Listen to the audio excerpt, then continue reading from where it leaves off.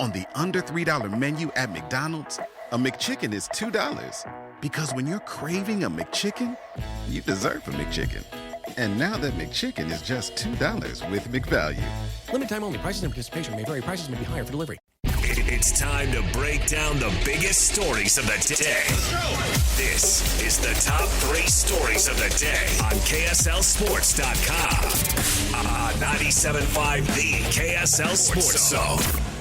Jake and Ben, 97.5 The KSL Sports Zone. Jake, Scott, Ben Anderson. Time for the top 3 stories of the day at KSLSports.com, which is brought to you as always by our friends at J. Brooks Jewelers. Cherish your love with J. Brooks Jewelers. Explore their expertly crafted engagement rings made from the finest materials. J. Brooks Jewelers. All right, Christian, where do you want to start today? Number 1, the Utah Mammoth schedule is officially here, announced. The Mammoth will open the season, we knew this, at home against the Chicago Blackhawks on October 1st. They then go on the road for their next 5 games. Columbus Blue Jackets, New York Rangers, New Jersey Devils, Boston Bruins, Buffalo, and then they are back home Toronto. They seem to do an early East Coast swing every year. I'm trying to look through Cole's write-up. He said how many of the first, it's something like 17 of the first 20-some games or something. I'll find it. I shouldn't have brought it up without knowing. But how road-heavy it is, and then that comes back to roost at the end of the year. I mean, it's just one of those, is this advantageous? And the answer is I don't know. I remember when the Jazz had a slew of home easy games leading into the playoffs, and then they struggled in the first round of the playoffs, and everybody said, well, it's because they were completely untested and we're just skating into the playoffs. So I don't know. But I will say that the building over there does a fantastic job of mingling the Jazz and the Mammoth and having that building super busy. Getting to know some of those folks over there a little bit, it's amazing what they're capable of. But I just think that this is their Super Bowl, right? The people over at the arena are like, okay, we've got one half of the puzzle. What here are going to be our important stretches. Yeah, I guess maybe it's even a little surprising that they even have a game in early October at home. Like, would they have not loved 2 more weeks to figure this out, to get a little bit more construction done when you're on this abbreviated of a schedule? Oh, that's a great point. I didn't even think about that. Could you have just bumped it back in general? It's not like you can say, well, we'll throw the ice down for a day and then you guys bring the trucks back in and we'll start the process over. I honestly wondered if it would have been easier to just start the season at home on October 16th, which does happen in other sports.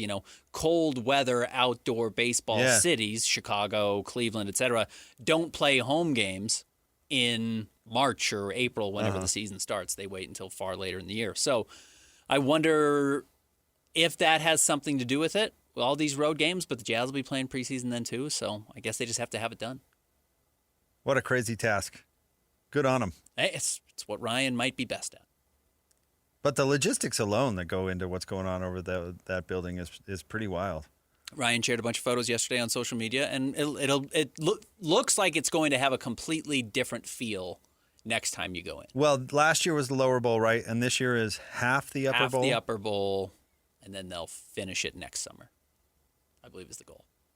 Awesome. Yeah, no, it's great. I'm glad it's still here.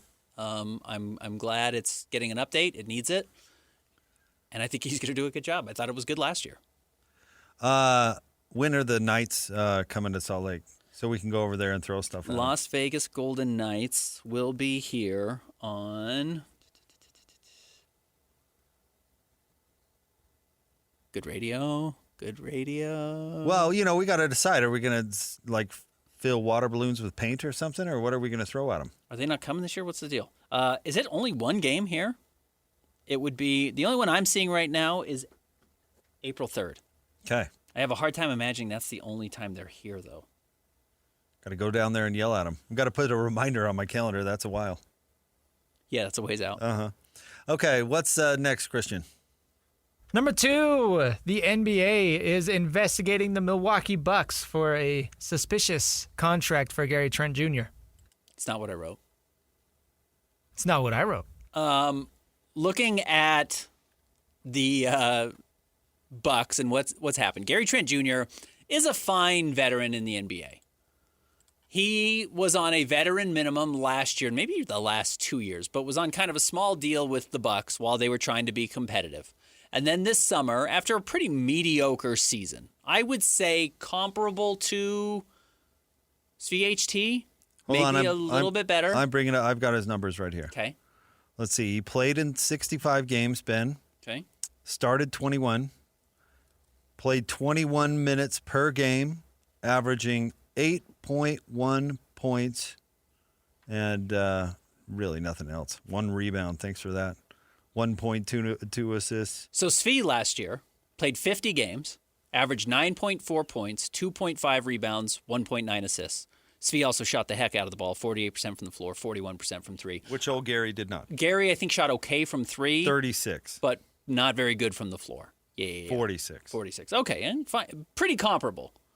The Jazz this summer did not go and give SVHT $16 million each of the next 4 seasons. That's AAV. The Jazz did not bend over backwards to give Svi as much money as they could have. Now, again, he was on a team option, essentially. So the Jazz didn't need to do that. But nobody was going to do that for Gary Trent Jr.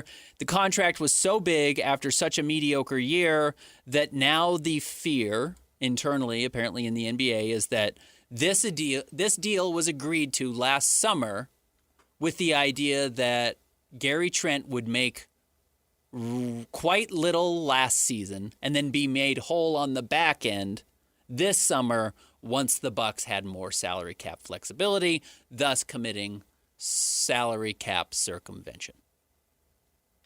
Which, yeah, I think the Bucks should be punished for. And frankly, Gary Trent shouldn't do that. Don't do the team any favors. Why are you doing the team? It's not your job to do the team favors. If your market is higher somewhere else, go somewhere else. Truly. And I do think, I don't know, Ben, there is a difference. I don't know if I'm comfortable with the other example, but there is a difference between trade for me and I'll sign an extension. Okay. That feels different to me. I'm not saying I disagree, but why? Because there is with a trade, there is kind of a mutually assured destruction kind of thing, where if I'm going to spend what it takes to get you, I want to make sure that not only that you want to be here, but you're invested in being here and will gladly pay you. Not legal.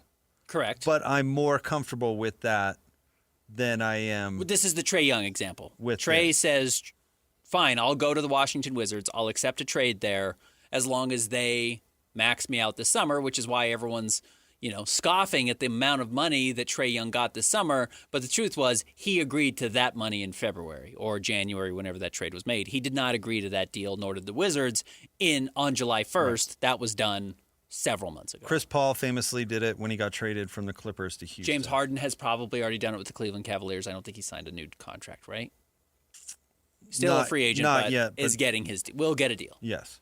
Probably preserving some salary cap space for them in case they land LeBron or whatever. So I don't really love that either, but the way that the system has kind of evolved, that I understand a little bit better from the player and the team side. But Gary Trent took a huge risk. Mm-hmm. And he's lucky, I guess, we'll see. But he's lucky that Milwaukee delivered on the other side because they didn't have to. Here's my problem with this. I think we're seeing a string of Adam Silver making rules without wondering how teams would bend the rules, use the rules in their favor, whatever, that they feel is legal. And then once Adam Silver doesn't like the result of the rules he made, he says, well, okay, now I guess we got to investigate you. Which, by the way, is going to happen next year with these teams that end up in the what's the zone you don't want to be in now in the draft? The bottom 3 spots. If you have one of the 3 worst records, you only have 2 lottery balls instead of 3. I can't remember. Relegation zone. Well, Adam Silver invented the relegation zone, and he also invented the zone of teams 4 through 10 who get 3 lottery balls each. And what did you and I decide immediately was going to happen? Everyone's going to aim to be in that 4 through 10 spots because you get an extra lottery ball, half again as many lottery balls by being in that spot. So teams are absolutely going to target those areas, and Adam Silver's going to recognize it because it's going to become very obvious to all of us. And then he's going to want those teams investigated when, Adam, we all knew this was going to happen right away. If you don't want teams bending your bad rules, stop making bad rules. So this is Adam Silver making rules that teams are going to. What's the bad rule here? The rule is that he has allowed teams clearly to negotiate these types of deals years earlier. It's again, as you mentioned, this happens with trades all the time. It's not legal, but no one's ever enforced it. Mm-hmm. So if you're letting this happen over and over, why are you mad now when Gary Trent's involved? Why didn't you address this when it was James Harden, when it was Trae Young? Why did you wait until today to enforce this? Why did you wait until the Jazz in January were tanking games to decide it? This is just Adam Silver making up rules as he goes, and then when it blows up in his face saying, I guess I got to punish somebody, we're going with the Milwaukee Bucks today. Okay, I get more where you're going. I don't know if is it as much a bad rule that he's made or a good rule that he hasn't enforced. Sure. You know? Yeah. I think the tanking rules are good, but if you never enforce them, it's not a good rule. Well, that was the tricky part, right? Were there tanking rules? Were there ever tanking rules in place, or did they adjust the incentives? There's still no anti-tanking rules. Right. They've just adjusted the incentive quite inappropriately, which I would agree with there. But my answer would be prosecute more, not continue to let it go. You got to start somewhere. Maybe this is just so flagrant that they feel like they have to do something. But no, I'm with you. I'd love to know why. Why pick this? Why now? Why not James Harden? Why not Chris Paul? Why not those types of situations? Yeah. Why the Jazz at the Miami Heat or the Jazz at the Atlanta Hawks, I think was the other game. Well, the most egregious, that's more egregious almost to me because they enforced a rule that does not exist and then publicly said that they were shaming the league or something. What was the language that they used when they Bobby fined Marks the said it was Jazz? the integrity of the NBA. Yeah. They made something they enforced something that does not exist. Mm-hmm. So I think it's a little bit different. By the way, that sense. Milwaukee, though, here's my problem with it. If Milwaukee has the cap space to sign Gary Trent to whatever they want, why are we stopping that? They get to pay Gary Trent whatever they want. Yeah, right. No, the question, though, is the quid pro quo. It's not the quo or the quid. It's the quid pro quo. That's not they, of course, can pay Gary Trent whatever they want. The question is, why didn't he earn market value and sign a team-friendly deal and now sign anything but? It is suspicious. And if there is... I think it's very clear what happened. If there is evidence of that, it is a violation of the rules. So again, nobody has any problem with the result. They can pay whoever they want. It's why and was there collusion that resulted in that. That is against the rules. By the way, this is not new. This is quite literally how Carlos Boozer ended up with the Utah Jazz. Except for Carlos is the one Carlos screwed over the team. Correct. Carlos said, yeah, I'll take a lesser number now. Gary Trent did not. I'll take the lesser number now, and then I will sign with you guys next year at a good number. And the NBA or the Cavs said, great, that's really beneficial for us. And then he hit restricted free agency, and the Jazz said, how would you like whatever it was? 4 years, $48 million. He hit free agency. Was it unrestricted free agency? Because he was a second-round draft pick. Yep. So he hit, yes, and the Cavaliers had nothing to do with it, or had no choice. Nope. So he just left. It just happened in the middle of the night. Again, this has been happening for 20-plus years. That's why everybody was so upset. Ironically enough, Carlos Boozer did not break any rules. Correct. No, the Cavs tried to break the rules, which is why the NBA didn't step in. Right. Because what the Cavs were trying to get away with technically was not illegal, even if Carlos agreed to do it. So everybody in Cleveland was real bent out of shape about Carlos Boozer. And yes, he technically lied about what his plans were. What he was going to do. Yeah. But he did not break any sort of rule. Correct. In fact, it was Cleveland's fault for being naive. Correct. But I don't think Gary Trent had that kind of opportunity to clearly not. To screw over the Bucks like Boozer did with Cleveland. Yeah. That feels like so long ago. No, a million years ago. Yep. All right, what's next? Number 3, it is time for your daily lay update. Today, LeBron James at an event with Tyrese Halliburton said he's not ready to reveal his next team. Yesterday, someone pulled up on Steve Kerr in his car and rolled down his window and said, Steve, are you getting LeBron? And he said, yeah, we've locked it up, which Steve is a jokester. So Steve said, put that on Twitter. He was trying to annoy everybody, and I think it's funny that Steve did that. But yeah, LeBron loves this. LeBron's just going to drag this out. It's annoying. What's annoying about it is you can't, if LeBron just signs a vet minimum deal or whatever, these teams don't have to hold cap space for Correct. him. So it's not The funny thing is, it's not like there's 3 teams holding cap space for LeBron. He's got them by the short hairs, and he's just sitting. He's partying with everybody, just making everybody wait on pins and needles. I don't know if he even has a landing spot. Be like after Joe Johnson left the Jazz. If you were like, well, I'm still deciding. Hold on, everybody. I'm still making up my mind. You might remember better than I do LeBron's last true free agency when he was leaving Cleveland, or maybe he was still with the Lakers. I can't even remember all of it. LeBron becomes a free agent all the time. But he did he kind of did the deals. true audition. I think he met with the Bulls, he met with the Knicks, he met with the Lakers, he met with 4 or 5 teams, if I remember correctly, and kind of got the whole pitch. Met with Miami, whatever, kind of got everybody's best deal, and then agreed to go back to the Lakers or whatever. I honestly don't remember exactly what the situation was. But to your point, that's not what's happening now. No. Everyone will meet and pitch with LeBron, but there aren't 5 teams holding $45 million open for LeBron and waiting for that domino to fall. He's going to sign a vet minimum almost surely now, wherever he goes, so they can do whatever they want. Certainly with Golden State or Cleveland. Right. Or Miami, for that matter. I'd have to look at that, but I can't imagine they have money. I can't imagine they have anything. Yeah. So, I don't know. It is funny. Oh, you've seen with Tyrese I think the only 2 Halliburton. teams that have money now are the Nets and the Clippers, and the Clippers are in salary cap jail because of Adam Silver has decided that they don't want to enforce they don't want to have a decision on the Kawhi rule anytime soon. So, yeah, he's not. There's not a lot of teams out there waiting with a bunch of money for LeBron.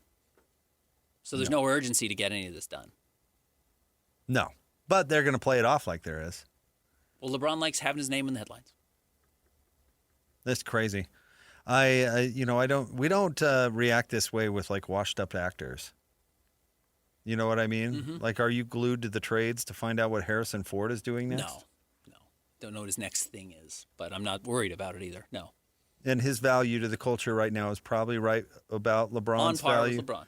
Yeah, because Harrison Ford's in that shrinking show with what's his name? The guy Rogan? from Sarah Marshall. Ray. No, the other one. What's his name? Jason. Segel. Yeah. Which is I've seen a season. It's fairly entertaining, but it's not like he's opening blockbusters anymore. Correct. It's not like whenever Air Force One came out. Right. Terrible movie. Totally held down by Harrison Ford. Bet you made a fortune. Yeah. Why are we with LeBron? Why are we waiting on anything? Yeah. I am with you. See what the next stream it on Amazon. I'm not reading Variety to find out what's going on. You a Variety guy? No. Does your brother like Variety? I don't think so. No? I'm not sure. He told me he subscribed to Cinematographer Monthly, and I laughed at him. But that wasn't. That very sounds nice like of me. an extremely nerdy publication. No, he's a cinematographer. No, I know. But So I he mean, wanted to know what was happening every month, I guess. it's like my dad getting civil engineering magazines. Mm-hmm. It's like, I don't know. At least Variety's entertaining. Yeah. All right. More Jacob Ben coming up next. 97.5, the KSL Sports Zone.